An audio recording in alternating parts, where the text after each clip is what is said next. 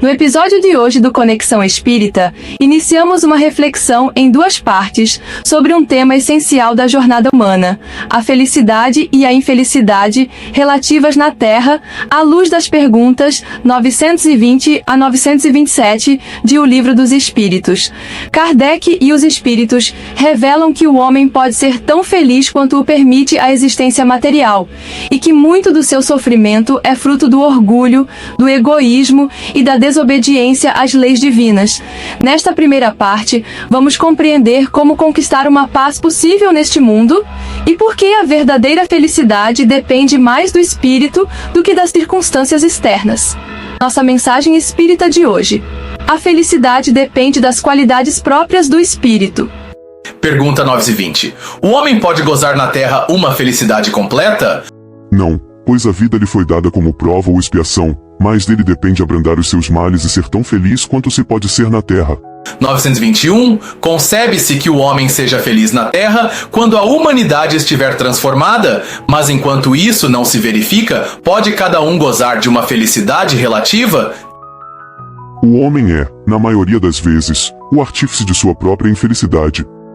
Praticando a lei de Deus, ele pode poupar-se a muitos males e gozar de uma felicidade tão grande quanto comporta sua existência num plano grosseiro. Comentário de Kardec. O homem bem compenetrado do seu destino futuro não vê na existência corpórea mais do que uma rápida passagem. É como uma parada momentânea numa hospedaria precária. Ele se consola facilmente de alguns aborrecimentos passageiros numa viagem que deve conduzi-lo a uma situação tanto melhor quanto mais atenciosamente tenha feito os seus preparativos para ela. Somos punidos nesta vida pelas infrações que cometemos às leis da existência corpórea, pelos próprios males decorrentes dessas infrações e pelos nossos próprios excessos. Se remontarmos pouco a pouco à origem do que chamamos infelicidades terrenas, veremos a estas, na sua maioria, como a consequência de um primeiro desvio do caminho certo. Em virtude desse desvio inicial, entramos num mau caminho e, de consequência em consequência, caímos afinal na desgraça. Pergunta 922. A felicidade terrena é relativa à posição de cada um. O que é suficiente para a felicidade de um faz a desgraça de outro. Há, entretanto, uma medida comum de felicidade para todos os homens? Para a vida material, a posse do necessário; para a vida moral, a consciência pura e a fé no futuro. 923. Aquilo que seria supérfluo para um não se torna o necessário para outro, e vice-versa, segundo a posição? Sim, de acordo com as vossas ideias materiais, os vossos preconceitos, a vossa ambição e todos os vossos caprichos ridículos, para os quais o futuro fará justiça quando tiverdes a compreensão da verdade. Sem dúvida, aquele que tivesse uma renda de 50.000 libras e a visse reduzida a 10.000, considerar-se-ia muito infeliz por não poder continuar fazendo boa figura, mantendo o que chama sua classe, ter bons cavalos e lacaios, satisfazer a todas as paixões, etc. Julgaria faltar-lhe o necessário. Mas, francamente, podes considerá-lo digno de lástima, quando ao seu lado há os que morrem de fome e de frio, sem um lugar em que repousar a cabeça. O homem sensato, para ser feliz, olha para baixo e jamais para os que lhe estão acima, a não ser para elevar sua alma ao infinito. Ver item 715. Questão 924. Existem males que não dependem da maneira de agir e que ferem o homem mais justo. Não há algum meio de se preservar deles? O atingido deve resignar-se e sofrer sem queixas, se deseja progredir. Entretanto, encontra sempre uma consolação na sua própria consciência, que lhe dá a esperança de um futuro melhor quando ele faz o necessário para obtê-lo. 925.